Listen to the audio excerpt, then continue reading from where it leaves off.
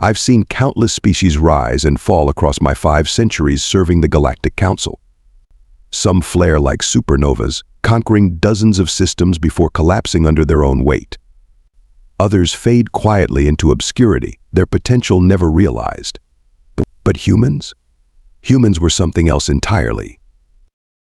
My name is Krex Volarian, Senior Ambassador to the Galactic Council, representing the Volari Confederation.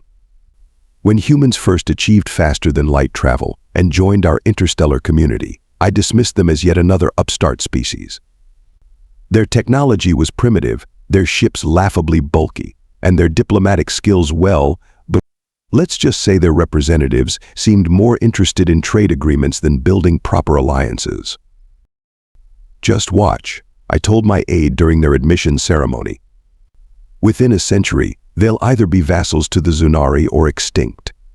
These mammals have no idea what they've stumbled into. How spectacularly wrong I was. The Zunari Empire had dominated the galactic southeast quadrant for millennia. Evolved from apex predators, they maintained their position through technological superiority and ruthless efficiency. Their emperor, Vax Torrid, had been eyeing human expansion with growing suspicion. Humans bred quickly, adapted faster, and seemed unnervingly comfortable in environments that would kill most sentient species. What happened next shocked even me, a diplomat who prided himself on anticipating political maneuvers. It began with a routine council session. The Zunari representative, General Krex, requested emergency speaking privileges. The Zunari Empire has conducted a necessary security operation in the sector humans designate as Nova Terra. His translator boomed across the chamber. Our intelligence confirmed these colonies were developing biological weapons specifically designed to target Zunari physiology. The council chamber erupted in murmurs.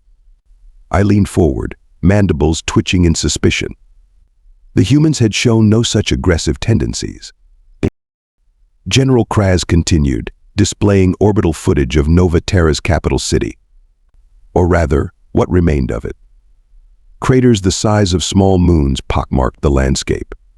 Nothing moved in the ruins. 3 million humans terminated, he announced with unsettling pride. A regrettable but necessary action to ensure Zunari security.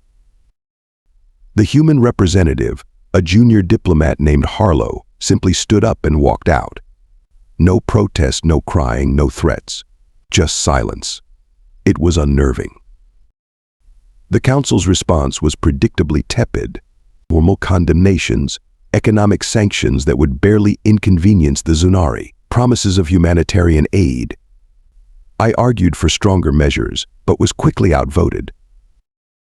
The humans have barely 20 colony worlds, the Teal representative chittered. The Zunari control over 300. We cannot risk interstellar war over one human settlement. A tragic miscalculation, I countered. We should at least investigate their claims about biological weapons. The motion was denied. Politics as usual. 3 standard cycles later, a human delegation requested an emergency audience with the full council. Surprisingly, it wasn't their president or prime minister who arrived, but a military officer, Admiral Blackwood. She entered with just 2 aides, all wearing crisp navy blue uniforms adorned with minimal insignia. No weapons, no drama. What struck me was their composure. Not the artificial calm of diplomatic training, but something colder, more focused, like predators assessing prey. The people of Earth thanked the Council for their condolences. Admiral Blackwood began, her voice carrying easily through the vast chamber without technological assistance. However, words will not bring back 3 million innocent civilians. She paused, making eye contact with each council member, including me. I felt an involuntary shiver down my spine ridges. Our investigation has confirmed that no biological weapons were being developed on Nova Terra. The Zunari attack was unprovoked genocide, nothing more. General Krex snorted derisively. Your primitive technology could not possibly. We demand, Blackwood continued as if he hadn't spoken, the immediate surrender of Emperor Vax Torrid and all military personnel involved in the attack. They will stand trial for war crimes under Earth jurisdiction. The chamber exploded in laughter. Even I couldn't help a small chuckle. The audacity. A minor power demanding the surrender of the most powerful emperor in the quadrant? Council Chairperson Lirak raised all 4 hands for silence. Admiral Blackwood, while we sympathize with your loss, your demand is impractical. Perhaps we could arrange reparations. You misunderstand, Blackwood interrupted, something no one did to a council chairperson. This is not a negotiation. It is an ultimatum. Surrender those responsible, or Earth will take action. And what action could Earth possibly take against the Zunari Empire? General Krex sneered. Admiral Blackwood simply smiled, not the warm expression humans typically use, but something that reminded me of the apex predators from my homeworld. You have 48 hours to comply, she said, then turned and walked out with her aides. The council dissolved into bemused conversations, treating the human threat as a joke. But I couldn't shake a growing sense of unease. I've observed thousands of species in crisis. They typically respond with visible anger, threats, pleading. The calm, methodical response from the humans felt wrong. That night, unable to sleep, I reviewed historical records of human conflicts. What I found disturbed me deeply. Unlike most species who evolved beyond their violent tendencies, humans had simply channeled theirs. They hadn't become less dangerous, just more disciplined about when and how they unleashed their capacity for violence. The Council had made a catastrophic error. They had mistaken human restraint for weakness. And I suspected we were all about to learn exactly how costly that mistake would be. The 48-hour deadline passed without acknowledgement from the Zunari Empire. Why would they bother? Their military outmatched Earth's by every measurable metric: more ships, advanced weapons, experienced commanders. The footage from their victory celebration on Zunartex, their homeworld, streamed across galactic networks with impunity. Emperor Vax Torrid himself led the festivities, raising a ceremonial blade dripping with red liquid meant to symbolize human blood.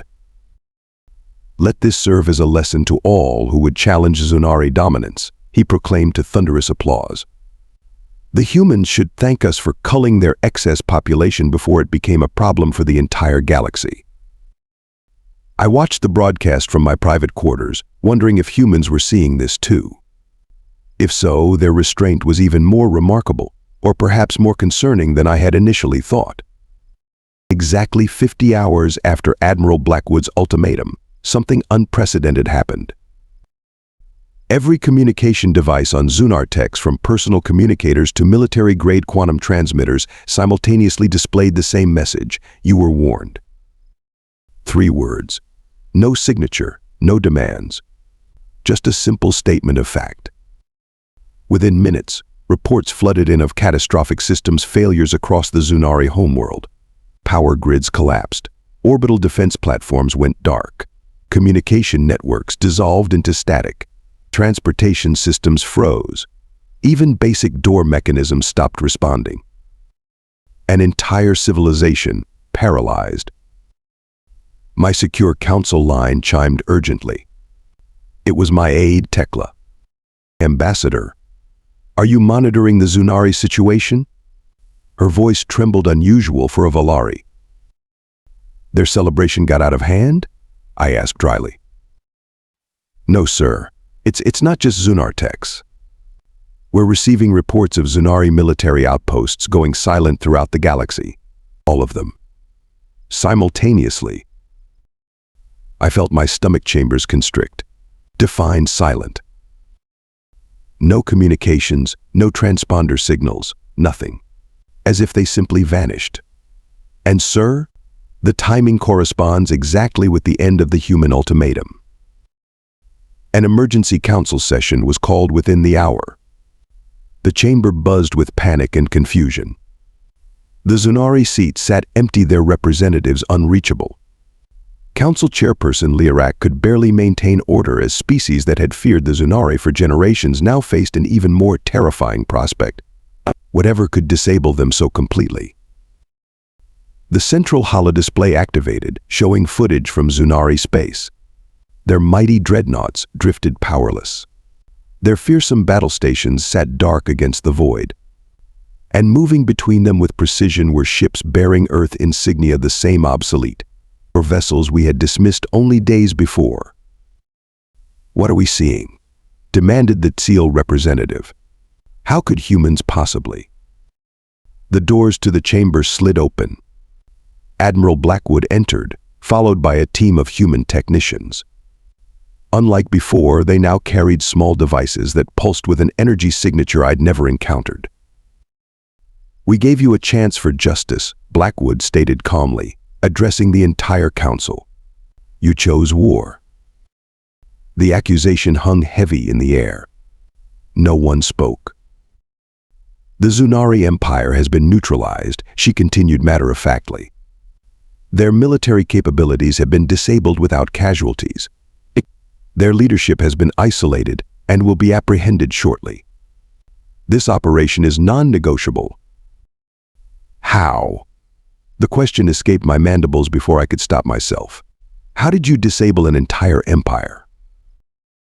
For the first time, Admiral Blackwood smiled, a genuine expression, not the predatory one from before.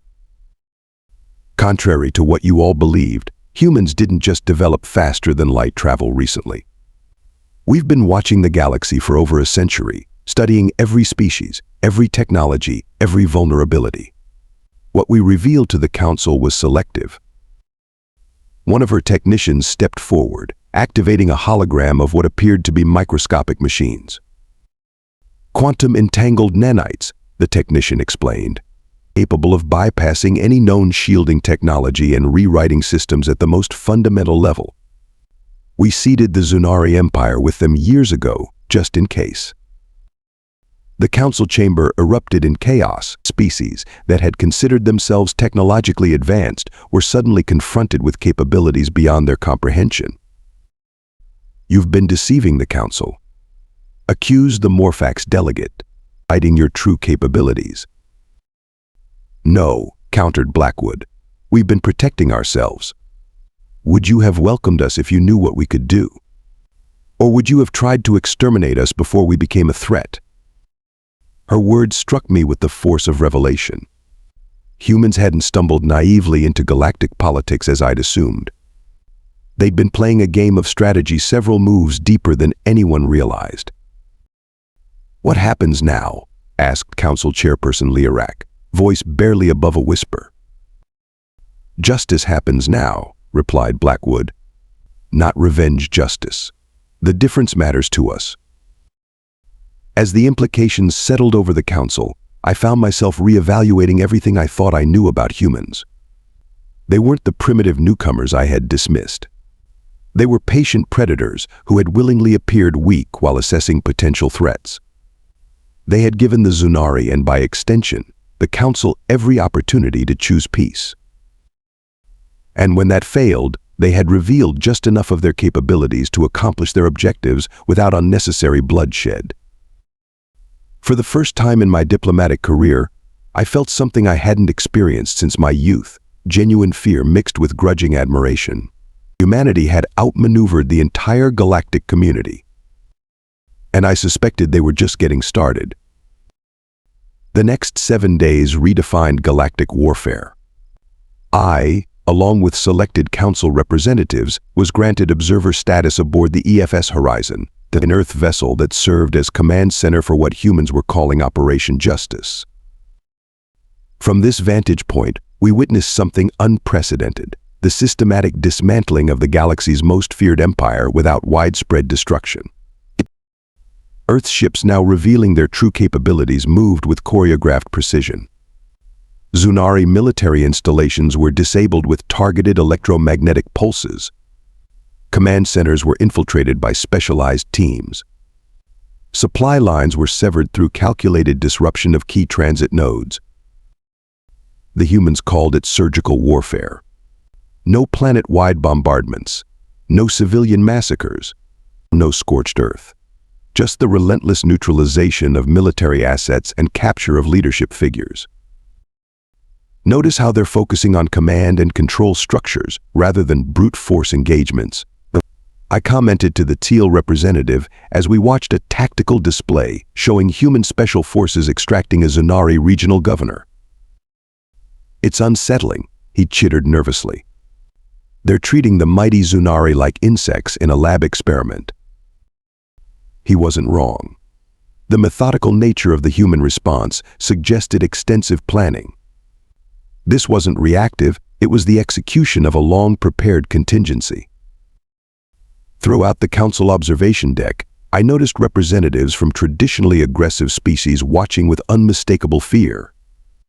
The Krell envoy, whose people had fought 3 brutal wars against the Zunari, kept rubbing his throat sack anxiously. They could have done this to any of us, he whispered, at any time. That thought haunted our collective consciousness. What other capabilities were the humans concealing? Seeking answers, I requested a private meeting with the human leadership. To my surprise, it wasn't Admiral Blackwood who responded, but a Commander Darius Jackson, the apparent architect of the operation. Ambassador Valerian, he greeted me in the ship's conference room. No ceremonial guards, no elaborate protocols.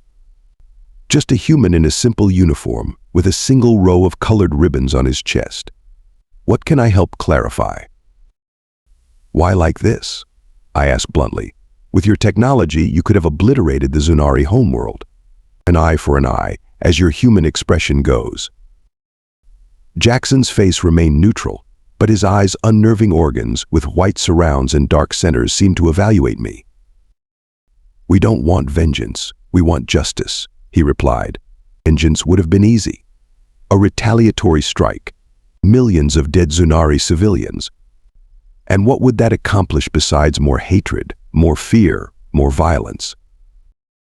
He gestured toward a holographic display showing Zunari ships being systematically boarded and secured. This way, we only punish those responsible. The civilians who had no part in the decision to attack Nova Terra get to live. The infrastructure remains intact. And most importantly, the cycle of retribution ends. But the resources required to plan this, I began. We've been studying every spacefaring species for decades, Jackson admitted. Not out of paranoia, but preparation. Humanity has a long history of conflict. We understand how easily peace can shatter. We hoped we'd never need these contingencies, but we weren't naive enough to believe that was guaranteed. The implications were staggering. While displaying only rudimentary technology and engaging in seemingly innocuous trade agreements, humans had been meticulously cataloging vulnerabilities and developing countermeasures for every major galactic power. 3 days later, the culmination of Operation Justice played out before the full Galactic Council. Emperor Vax Torrid, the being who had ordered the deaths of 3 million humans, was brought into the chamber in restraints. Not beaten, not humiliated, simply confined and escorted by a human security detail that showed neither anger nor satisfaction. The once mighty emperor appeared bewildered rather than defeated. Like many bullies confronted with consequences, he seemed genuinely shocked that his actions had resulted in his downfall. Admiral Blackwood addressed the council, standing not as a conqueror, but as an advocate for something more profound. The mark of a truly advanced civilization isn't its technology or its military might, she stated, her voice carrying throughout the chamber. It's its commitment to justice, even when vengeance would be easier. It's holding the powerful accountable for their actions, especially when those actions harm the vulnerable. She turned to face the emperor directly. 3 million lives ended to satisfy your paranoia and thirst for power. Earth demands accountability, not out of hatred, but because without accountability, there can be no lasting peace. The council chamber remained silent. No species had ever approached conflict this way. Military victories traditionally meant subjugation, resource acquisition, expanded territories. Not this clinical, almost philosophical application of justice. Earth proposes the establishment of a galactic tribunal, Blackwood continued, with representatives from all council species. Emperor Torrid and his military leadership will stand trial for their actions according to principles that protect the rights of all sentient beings. As the council deliberated this unprecedented proposal, I watched the human delegation. Their restraint was all the more remarkable considering what I now knew of their capabilities. They could have ruled the galaxy through fear. Instead, they were creating systems of justice that would constrain even their own power. I had never seen victors so careful with their victory, so conscious of the precedent they were setting, so determined to replace the logic of power with the power of logic. And that, perhaps, was the most terrifying revelation of all. Humans weren't just more advanced than we thought, they were more principled. They had beaten the Zunari not just with superior technology, but with superior thinking. The galaxy would never be the same. The trial of Emperor Vax Torrid lasted 63 standard days. Evidence was presented methodically. Testimonies were given from survivors of Nova Terra. Military records were analyzed by experts from 17 different species. The proceedings were broadcast throughout council space, transparent, meticulous, and undeniably fair, despite the overwhelming evidence of guilt. When the verdict came guilty on all counts, it wasn't just the end of one tyrant's reign. It was the beginning of something unprecedented in galactic history. The council chambers, once a theater for political posturing and power plays, became the birthplace of sweeping reforms. The human delegation, led now by a mix of diplomats and legal scholars, introduced concepts that seemed simultaneously obvious and revolutionary: universal rights for sentient beings, permanent tribunals for war crimes, mutual defense pacts that protected vulnerable species from aggression. These aren't human inventions, explained Ambassador Lawrence Way during a particularly contentious session. They're principles we discovered through our own bloody history. We're simply offering them because they work, because they break cycles of violence that otherwise continue for generations. Naturally, resistance emerged. The Krell representative pounded his fist, rattling the chamber. You expect us to limit our sovereign right to defend our interests as we see fit? To submit to tribunals and treaties?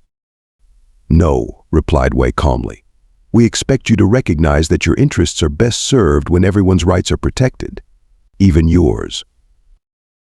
It was a perspective shift many species struggled to accept, including, I admit, my own. For millennia, galactic politics had operated on principles of power projection and self-interest. The humans were proposing something more complex: collective security through mutual restraint. My own understanding evolved through an unexpected friendship with Captain Morgan Rivera, the human officer assigned as military liaison to the Council during the transition. Initially, our conversations were purely professional. But over meals in the station's diplomatic lounge, our discussions deepened. You know, we almost went a different route, Rivera told me one evening, nursing a beverage humans call whiskey.